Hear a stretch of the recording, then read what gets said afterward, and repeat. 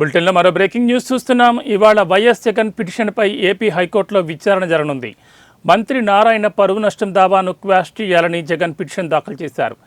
AP రాజధాని అమరావతి భూముల విషయంలో తన పరువుకు నష్టం కలిగించేలా సాక్షి పత్రికలో కథనం ప్రచురించారని మంత్రి నారాయణ కోర్టును ఆశ్రయించారు. దీనికి బాధ్యులను శిక్షించాలంటూ విజయవాడ ఎంపీ ఎమ్మెల్యేలపై కేసుల విచారణకు ఉద్దేశించిన ప్రత్యేక కోర్టులో ప్రైవేట్ ఫిర్యాదు దాఖలు చేశారు.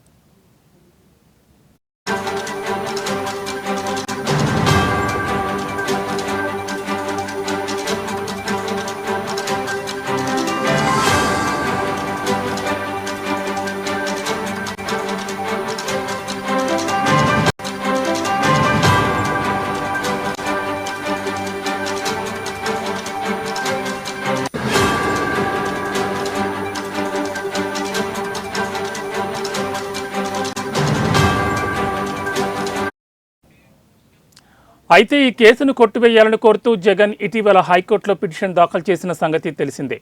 అంతకుముందు విచారణలో జగన్ తరపున సీనియర్ లాయర్ శ్రీరామ్ వాదనలు వినిపించారు. ఆ పత్రికలో వచ్చిన కథనానికి బాధ్యుని చేస్తూ పరువు నష్టం కేసు వేశారన్నారు.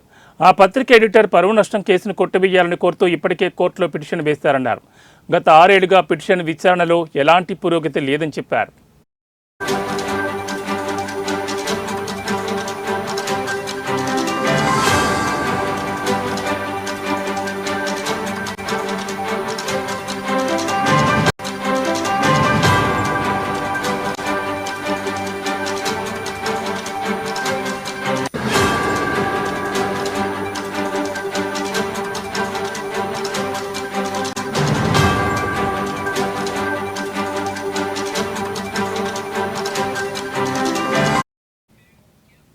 పిటిషనర్కు సాక్షిలో వచ్చిన కథనానికి సంబంధం లేదని, జగన్ హాజరు కాకపోయినా దిగువ కోర్టులో విచారణ కొనసాగించవచ్చన్నారు లాయర్ శ్రీరామ్.